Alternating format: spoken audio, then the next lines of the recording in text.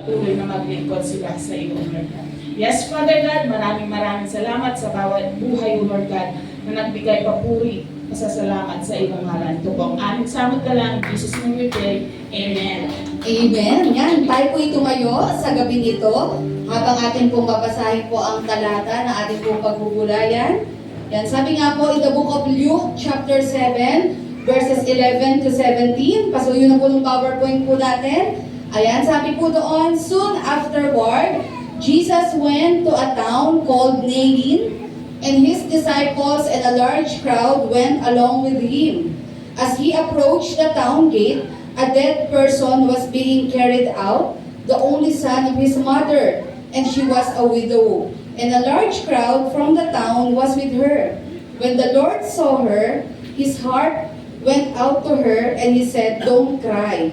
Verse 14, then he went up and touched the bier they were carrying him on, and the bearers stood still. He said, "Young man, I say to you, get up." Verse 15, the dead man sat up and began to talk, and Jesus gave him back to his mother. Verse 16, they were all filled with awe and praised God. A great prophet has appeared among us, they said. God has come to help His people. Verse 17, this news about Jesus spread throughout Judea and the surrounding country. Amen. Purihin po natin, Panginoon, palakpakan natin ang Lord. Tayo po yung mga naupo na po. Ayan, sige po, tayo po ay dire-diretso na po sa gabing ito. At salamat din po sa buhay po ng mga nag-testify. Ayan, so patuloy natin pagkatiwala sa Lord ang lahat ng mga alalahanin po natin. Amen? Ayan, talagang ang bawat isa po sa atin ay meron talagang mga pinagdadaanan. Pero many times naman po natin napatunayan na ang Diyos po ay talagang hindi nagpapabaya. Ang daming kaparaanan ng Lord. Kung tayo limited yung ways natin, pero masasyak na lang tayo dahil unlimited po yung mga, unlimited talaga yung mga possibilities talaga pagdating po sa ating Panginoon. Amen? Pumalakpak nga po ang nagtitiwala sa ating Diyos na buhay.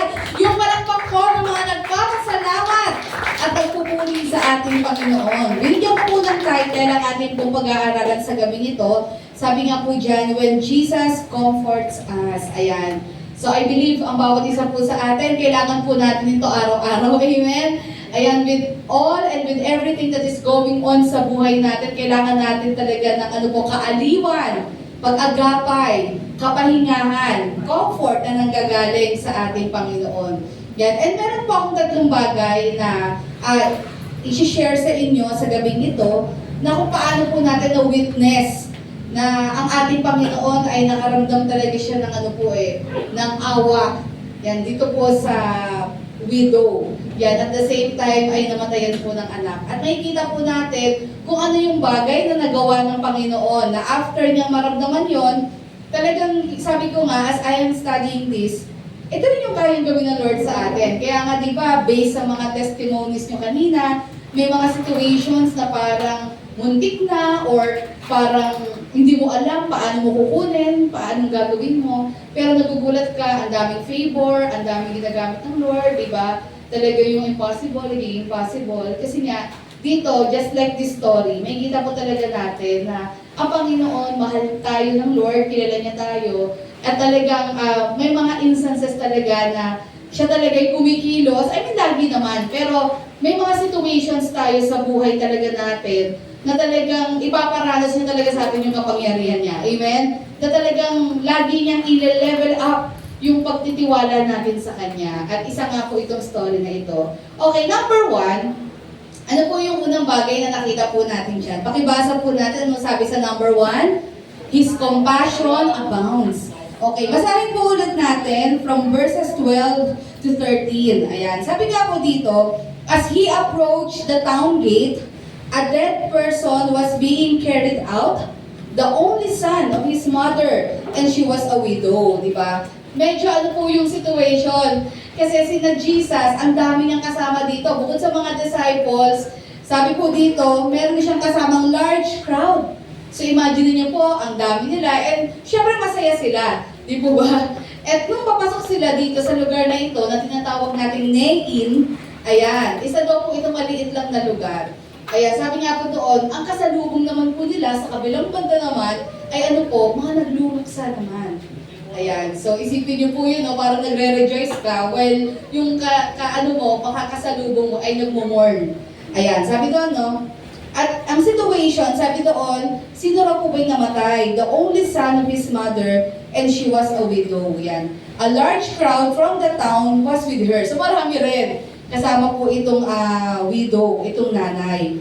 When the Lord saw her, nakita po siya ng ating Panginoong Yesus. At alam natin na hindi po aksidente si Jesus ay napadpad lang doon at nasabi niya, ay medyo gagabihin na, dito muna ako sa taon na ito. Although maraming ganun sa natin sa Bible. Pero alam naman natin, hindi aksidente lahat yun. Amen?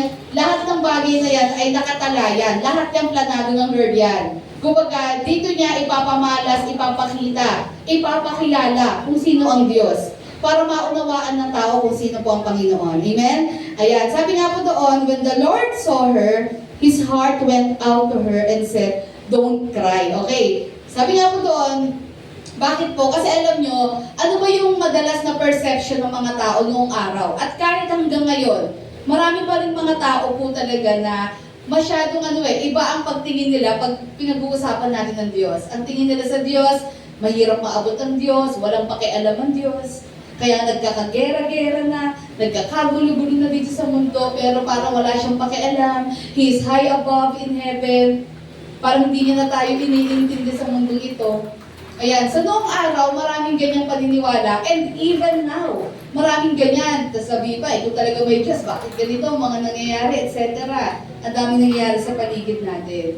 Ayan, para ang dating, ang Panginoon out of touch siya. Parang hindi niya nararamdaman yung nararamdaman po natin. Pero dito, may kita po natin, no, na ang Panginoon po is a compassionate God. Sabihin niyo nga po, compassionate God. May kita po natin ng Lord na andoon po yung kanyang kaawaan. Andoon yung kahabagan niya saan? Sa mga mahihina. At katulad po sa nanay na ito na nawalan ng anak. Ayan, sabi nga po doon, ito pong si Jesus, nung nakita niya yung nanay, so for sure, grabe po ang iyak ng nanay na ito. Alam niyo po ba, para maintindihan po natin, napakahirap po talaga maging babae nung panahon yun. Diba? Yan, sa panahon nga po natin ngayon, mapalad na po tayo kasi ang babae po ay nabibigyan na po ng opportunities, di po ba? The same opportunities katulad ng mga lalaki. Though minsan, meron pa rin mga lalaki na parang minamata pa rin yung mga babae. Ayan, minsan may maririnig ka pa rin gano'n na parang medyo maliit pa rin ang tingin sa mga babae. Pero ilan na lang yan. Unlike nung panahon na yan, na grabe talaga, nakakaawa ka kapag babae ka. Sabi nga po doon, balikan natin, no? Ano po yung description dito sa babae na ito? Unang-una, yung namatay po ay kaisa-isa niyang anak na lalaki. Pangalawa, ano pa po yung nakakahapis na sitwasyon niya? Siya po ay balo. Naalala niyo po yung story ni Naomi at ni Ruth? Di po ba?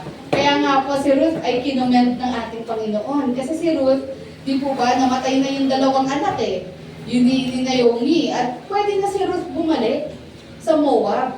Kasi nga, pwede siya mag-asawa ulit. Dahil wala na siyang asawa dito, patay na. Di po ba? Ang mangyayari, may iiwan si Naomi at magiging kawawa siya doon.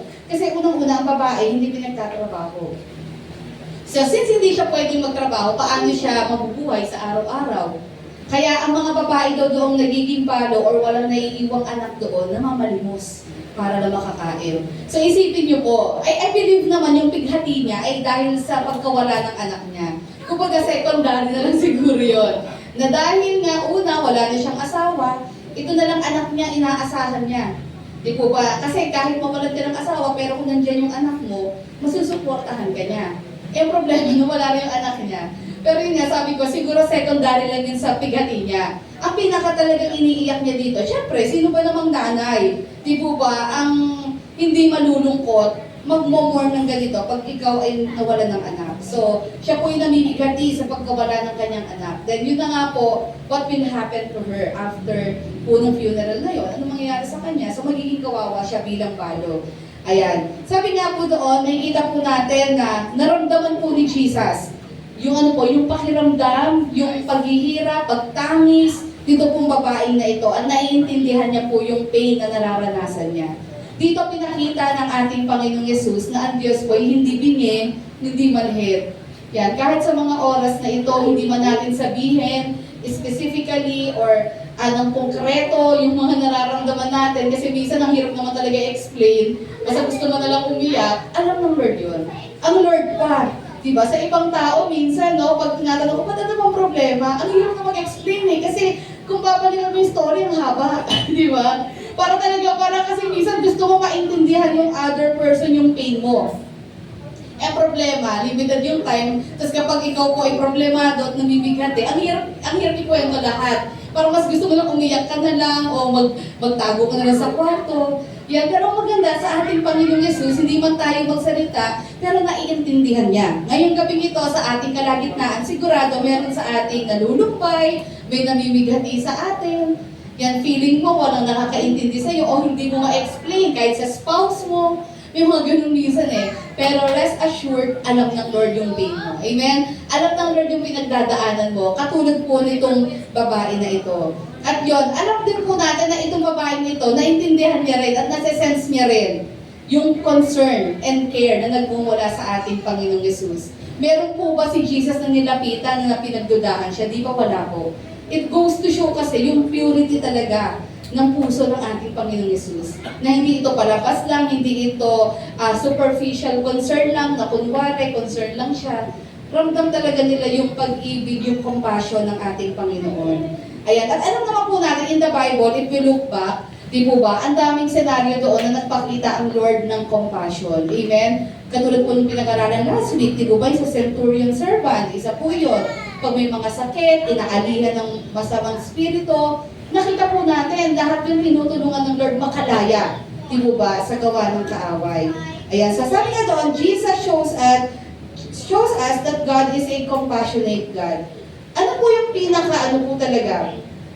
Ano yung pinaka-action ng Lord na nagpakita talaga siya ng compassion sa atin?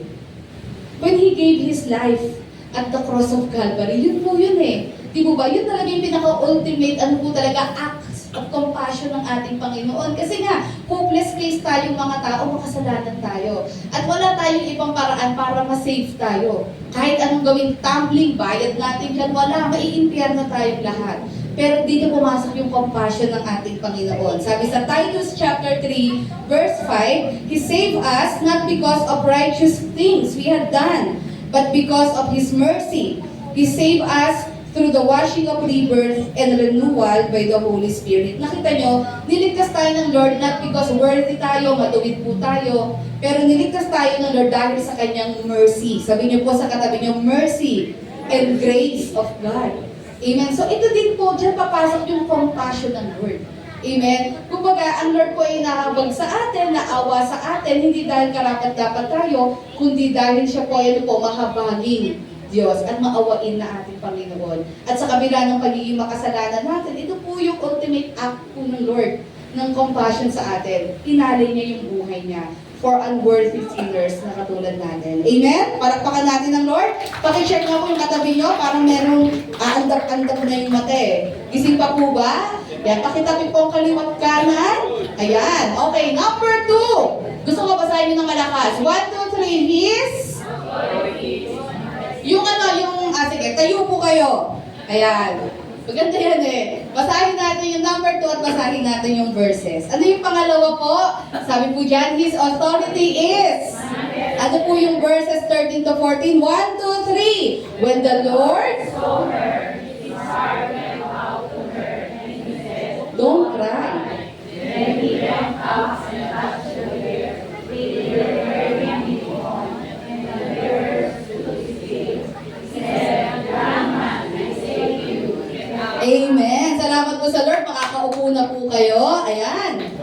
Okay. Sabi nga po sa number 2, yan, pinakita po ng Lord na dahil po sa kanya pong compassion sa atin, nakita nyo, ang Lord ay hindi nananatili doon sa nararamdaman niya ng naawa sa atin. Merong gagawin ang Panginoon.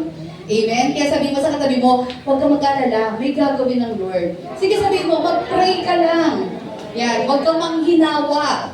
Ayan, manalangin lang tayo sa Lord. Meron akong 3 bagay na nakita dito na pagpapakita ng Lord ng authority niya. Nakita niyo yon na yung awa ni Jesus doon sa babae ngayon ay gumalaw po yung kapangyarihan ng Lord, yung authority niya rather. Nakita natin, nag-manifest na talagang yung authority niya bilang Diyos.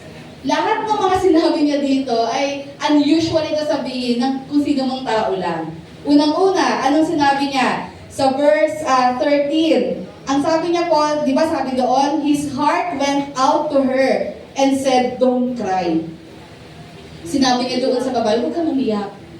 Una sa lahat, kapag ikaw po ay nandoon sa lugar ng pagluluksa, mahirap sabihin po iyan sa nagluluksa. Hindi mo pwedeng sabihin, huwag ka na umiyak, okay na yan. Di po ba? Kasi nga, di ba, sabi nga sa Bible, kapag daw po, nagmo-mourn, makimourn ka. Kapag tumatawa, makitawa ka. Di po ba? Kumbaga, yung unang-una dito, malamang po dito, yung mga tao, na-shock talaga sila dito. Ha? Parang sinabi niya doon sa, doon sa babae na, huwag kang umiyak. Yun yung sinabi niya, parang, andito nga kami. Actually, alam niyo, sa mga Hudyo, di ba, sabi dito sa description, ang dami daw kasama ng babae. Nung siya po ay nagkakaroon ng funeral procession para sa kanyang anak. By the way, wala po kasing embalming sa kanila. Kaya siguro yung anak, sabihin na natin namatay ng umaga, nung kinakapunan noon, ililibing na yon. Kasi hindi uso sa kanila yon. At sila po ay wala silang yung kabaong sa kanila, hindi katulad sa atin.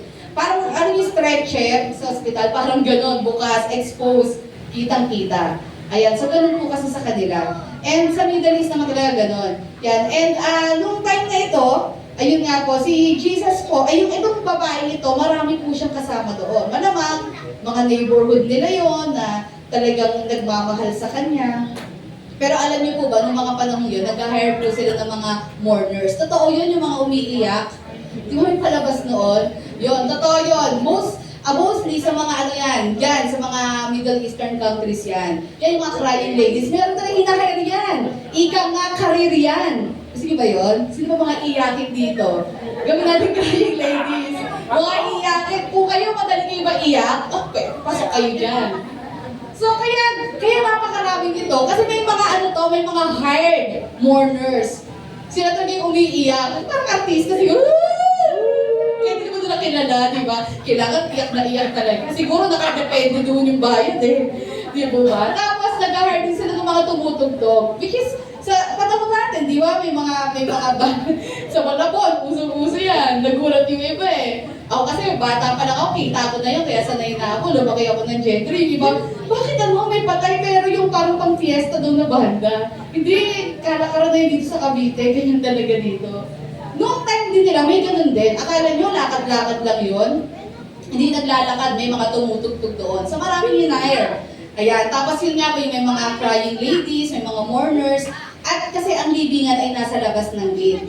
Kasi hindi ba ang tingin nila sa mga patay ay madumi. So, hindi yan pwede sa loob. So, kaya nga nag-meet sila, yung group ni Jesus at yung group noong namatayan na babae, nagtagpo. Kasi nga sina Jesus, papasok ng nailin. Itong babae at itong mga mourners, sila'y palabas. Kasi nga ililibing na yung anak. Ayan. So, dito, sabi nga po ni Jesus, huwag kang umiyak. So, isipin niyo po yung naramdaman ng mga tao doon na na parang bakit mo siya hinahadlangan? Sinasabing wag siyang umiyak. Natural lang umiyak siya dahil namatayan siya ng anak. Di po ba? Parang ang dating, napaka-insensitive naman ni Jesus. Ayan, sabi nga po doon, ayan, in telling her not to weep, yan, ano pong gustong sabihin ng Lord sa kanya? Unang-una, nakita natin yung authority ng Lord, sinabi sa kanya, wag kang umiyak. Bakit? Yan, minsan kasi yung iba sasabihin, wag kang umiyak, pero wala namang i-offer na solution. Di ba? Parang wag mong gawin ito, pero wala namang magandang solusyon. Pero nung sinabi ni Jesus yun, because alam ni Jesus yung gagawin niya. Amen? Ang gusto niya dito, nung sinabi niya doon sa babae, or sa nanay na wag kang umiyak, ang gusto niya magtiwala yung nanay sa kanya. Na meron siyang gagawin sa araw na iyon. So yun po yung una. Pangalawa, sabi nga po doon sa verse 14, ito na. Pakibasa natin, sabi, then he went up and touched the bier, o parang yung coffin, yan, yung bukas na kabaong. They were carrying him on. Ayan, so, pangalawa, hinipo ni Jesus yung yung parang kabaong. So, pag hinipo mo yan, parang hinipo mo na rin yung patay. And wala pong gumagawa, no? Not even the religious leaders touch yung mga kabaong or yung patay. Bakit? Kasi for them, pag hinawakan mo yun, madedefile ka. magiging marumi ka. Pero nakita niyo yung nagagawa ng compassion ng Panginoon, na ano po, in-extend niya yung hand niya para hawakan. Ay, kahit hindi naman niya gawin yun eh. Di po ba? Actually, kahit hindi naman gawin ni Jesus yon, simple command niya, kaya yung mabuhay yon. Pero nakita niyo, hinawakan niya. Meron din kasi siyang message na gustong iparating sa mga naan doon. Yun nga sabi ko, in the Old Testament, when you touch a dead person, yan, you will be defiled. Ayan, magiging marumi ka rin. Pero yun nga po, ang gusto mong ipakita at sabihin ng Lord dito, na He is ano po, hindi naman siya tao lang eh. He is beyond all the rituals at yung mga paniniwala ng tao. And He cannot be defiled by holding a dead person. Sa mata po ng mga naan doon, pwedeng nagbuka siyang marumi. Kasi nga po, hinawakan niya yung ano eh, yung patay. But we should remember, dito pinakita niya yung authority niya. No, pwede kong hawakan yan at hindi ako marurumihan. Kasi dito pinakita niya na kung unti-unti niyang pinamanifest kung sino siya. Pinapakita niya na siya ay Diyos at hindi siya ay higit sa mga ritual at paniniwala nila at hindi siya madedefile ng dead person. Okay, yung pangatlo, anong sabi po doon? Yan, sa verse 14 pa rin, B. And he said, yung mga naka-highlight dyan, sabi po doon, young man, I say to you, get up! Exclamation eh. Kaya diba, pag sa English daw, pag exclamation, tapos hindi, kailangan medyo mataas yung tone. Ayan. So, wala na, ginigising ko lang kayo. Ayan, sabi niya dito, no, gumising ka. So, ito na yung pangatlo. Dito pinakita niya yung ikatlong, ano po, authority niya. Anong sabi niya? Bumangon ka, gumising ka. Ayan, sabi nga po doon, no, ang Lord, sabi ko nga kanina, no need for Him to touch yung pumbier. Hindi niya naman kailangan yon. Pero yun nga, meron siyang gusto kong makita doon. Pero yun nga po, dito, siya po yung nagbigay na ng command. At sabi niya doon sa lalaki, na patay, doon sa anak ng babae, ikaw ay bumangon. Okay. So ano pong ibig sabihin nito? Pagpapakita ito na kung paanong nilikha ng Diyos ang mundo. Nung nilikha niya ito, sinabi niya ng lahat. Let there be light. Di po ba? Let there be firmament. Let there be a trees, ganyan-ganyan. Sinabi niya ng lahat yan. Ibig sabihin, salita pa lang ng Panginoon is enough. Di po ba? Para ano po, mag-command ng ano po, na ang isang patay ay mabuhay. Sabi nga po, di ba sa Psalm 33 verse 6, by the word of the Lord, the heavens were made, and by the breath of His mouth, all their hosts. Di po ba? Sa salita lang daw po ng Panginoon, na ilikha po ang ano po, ang kalangitan. Psalm 33 verse 9, He spoke and it was done. Sabihin niyo nga po, He spoke and it was done. Di po ba? Ibig sabihin ng Lord, sabihin niya lang, nagkakaroon na ng kaganapan. So pagpapakita po ito ng authority po ng ating Panginoon. Kaya sabi nga po doon, sino ba may authority at may guts na buhayin ang isang patay? Siyempre, Diyos na. Amen. At sabi nga po doon, pagpapakita po ito sa pangalawa na ano po, na minsan, sabi nga doon, sa mga sitwasyon na kinakaharap po natin, di po ba, kayang-kaya ng Lord gamitin yung authority niya para umangkop yung mga bagay-bagay at yung pabor ayon sa kailangan natin. Amen? So, ibig sabihin yan, kung meron man tayong matitinding mga problema or parang imposibleng mga kaganapan sa buhay po natin na hindi natin alam anong gagawin natin, we should remember, isang sabi lang ng Lord, di ba, kaya niya nang pagganahin ang lahat ng resources niya sa mundong ito para umayon sa nais niya o sa pinapanalangin natin. Of course, kung align yun sa nais ng ating Panginoon. Amen? Ayan, number 3, ito na po yung panghuli. Ano sabi po dyan? Pakibasa natin. Number 3, His power can make the impossible possible. Amen po ba? Okay, basahin natin. Verse 15, ano sabi po dyan? Nung kinamand ni Jesus na siya'y bumangon. Ano sabi sa verse 15? The dead man sat up and began to talk. Diba? Hindi lang po siya nabuhay, medyo chumika na. Ayan, ano kaya sinabi niya? No? Malamang praise the Lord. Amen? Ayan, naalala ko tuloy nung kaka-opera. Nung nandun ako sa may recovery room, nag-isip pa ako nung pagdilat ko. Kasi pag na-anesthesia, wala akong maalala eh. Pagdilat ko doon, napaisip ako. Kasi nga, na-anesthesia ka, so naapektuhan yung system ko. Parang isip ko, anong nangyari? Anong meron na sa ano ko? Then yun nga, yun yung greatness din ng katawan natin na bumalik lahat ng memories ko. Okay, nag-gets ko na, alam ko na. Sa recovery ako. So sabi ko, praise the Lord. Thank you, Jesus. Ang lakas nga nandun yung nurse, parang narinig ako. Kaya siguro sabi, ay, gising na. Pwede nang bumalik sa room. Ayan. Alam niyo, yun yung nasabi ko. Kaya sabi ko, siguro ito din yung sinabi niya. Kasi nagsalita Di po ba? Pag nung siya nagising, naramdaman niya yung kapangyarihan ng Lord. At siya po ay malamang nag-usal ng papuri sa ating Panginoon. Kaya sabi niya doon, kapag ang Lord nag-command, it happened. Nagaganap po iyon. Amen? And of course, only God has the power to raise a dead man. Bakit po? Sino po ba ang originator ng buhay? Sino po? Sino po? Ang Lord. Amen. So therefore, kung sa Kanya nagmula ang buhay natin, kaya-kaya niya rin tayo, kaya extend ang buhay natin or buhayin tayong magmuli. Ayan. Sabi nga doon, hindi lang po siya basta prophet. Yung kanyang ipinakita dito, ipagpapakita ng alin po? Yan, ng kapangyarihan po ng ating Panginoon.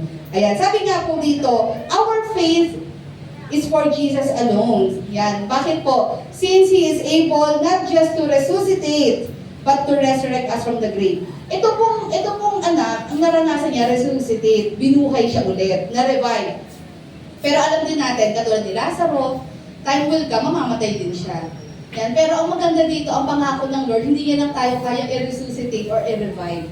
Kundi mamatay, mawala man tayo sa mundong ito, pero meron tayong inaasam at inaantay na resurrected life. Amen? Yung po talaga yung pinaka-pangako ng ating Panginoon. Hindi lang tayo ma-resuscitate or ma-revive sa mundong ito kasi hindi naman to ang final destination po natin. Amen?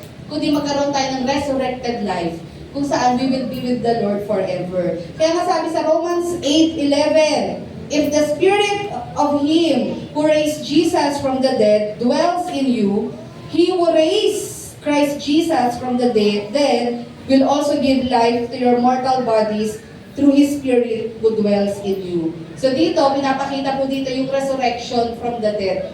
Now of course, hindi lang yung pagkabuhay, katulad nitong lalaking ito, higit doon, ang dapat nilook forward natin is yung resurrection from the dead na mararanasan po ng lahat ng mananampalataya ng ating Panginoon. At sabi nga rin po doon, in 2 Corinthians 5:17, therefore, if anyone is in Christ, he is a new creation. The old has passed away, behold, the new has come. So number 3, sabi nga po dyan, His power can make the impossible possible. So sa situation po ng buhay natin, even sa yung point ng buhay natin na sobrang imposible na talaga or dead end na talaga, di po ba, makikita natin, una, may authority ang Lord. Pangatlo, meron siyang kapangyarihan. He can make all things, di ba, possible for us. Yan, syempre, ayon sa kanyang kalooban. Sabi doon, how the people responded to this great miracle. Ano naging response ng mga tao? Pakibasa po natin. Verses 16 to 17, they were all filled with awe and praises God. A great prophet has appeared among us, they said. God has come to help His people. This news about Jesus spread throughout Judea and the surrounding country. Anong naging po nila? Conclusion nila kung sino ang ating Panginoon, that He is a prophet. And hindi natin alam kung ang iba sa kanila ay talagang in-acknowledge that He is God. Pero nakita talaga nila yung kapangyarihan po ng ating Panginoon. Kasi sino ba nung ikaw ang ordinary, di magugulat ka isang patay na buhay, di po ba? Yan. So talagang hindi nila ina-expect yun kasi ihuhulog na nga sa libingan di po ba? Kapag wala na-expect nun, pero doon talaga nakita nila at na-witness nila. Kaya alam nyo ba, nung time na yan, excited ang mga tao sa mga miracles.